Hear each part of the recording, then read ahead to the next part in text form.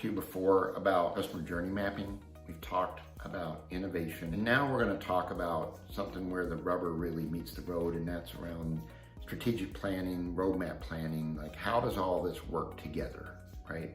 When you talk about strategic planning and roadmap development, it really should go hand in hand.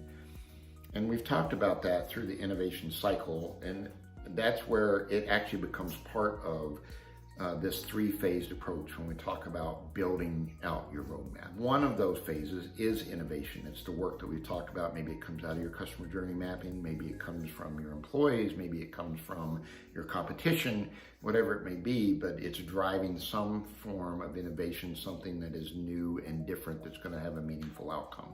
So that's one phase.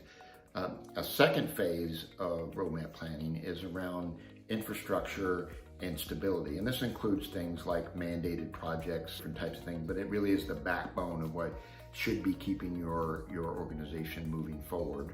And then the last is about performance. It's about tuning. It's about things that might be incremental changes, but they mean a lot when it comes to the customer experience, whether that's online, whether that is in a physical store, if it's in front of your salespeople, whatever that may be. It's critical to get all three of those, the innovation, the infrastructure, right, and the performance, all phases of that as part of your roadmap, because they should be feeding part of your strategy as you move forward, and it's going to be critical to your investments that you make. BlueSky uses a 360 approach.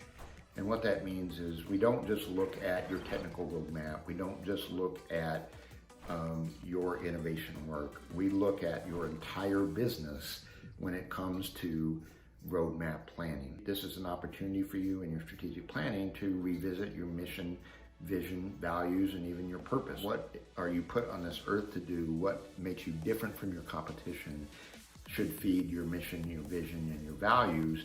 And it's always good to revisit those and say, do they still apply? When we look at the roadmap, we look at it, there's two major phases. There's the roadmap phase, which is around, creating this burning platform.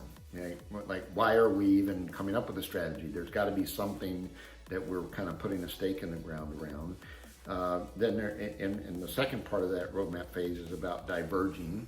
So breaking the teams apart, coming up with their own business needs, prioritizing, then converging, then prioritizing again. So now I've got this big pull from everyone, and then platform building, which means that I've got the stakes of where my strategy should be built around, or my project base should be built around for the year.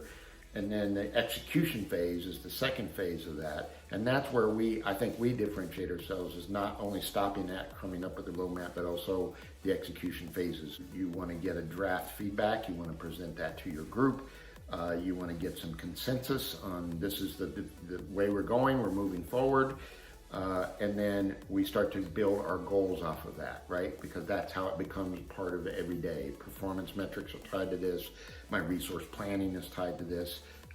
And my company and department action plans are built off of this. We use a combination of methods in order to work with our clients on strategic roadmap planning, using things like value targeting, right? How hard or easy is this to actually implement? And then what value is it bringing into the organization, which will then lead into a return. We also have to consider the calendar, right? So what are important events in your calendar? Do you have freezes? Do you have a certain holiday that's specific to your business?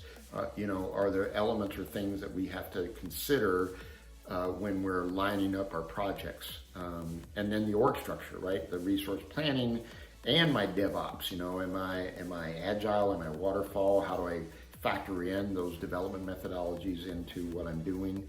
And then getting back to what I said before, which is the return. So not just the fact that it has a return, but also the estimated time of return. Some people call this the time to payback. So if I say that this project is going to cost X and it's going to deliver Y, well, that could be annualized over 3 years. It could be annualized over a year.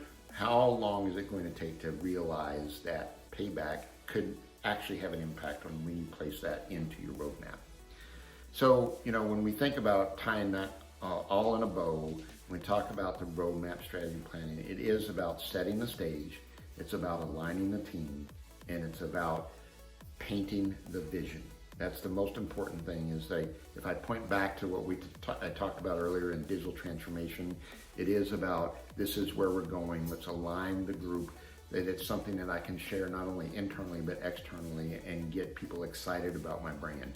So if that's something that you're really interested in and you want to hear more about how we can help using our 360 approach, we'd love to hear from you.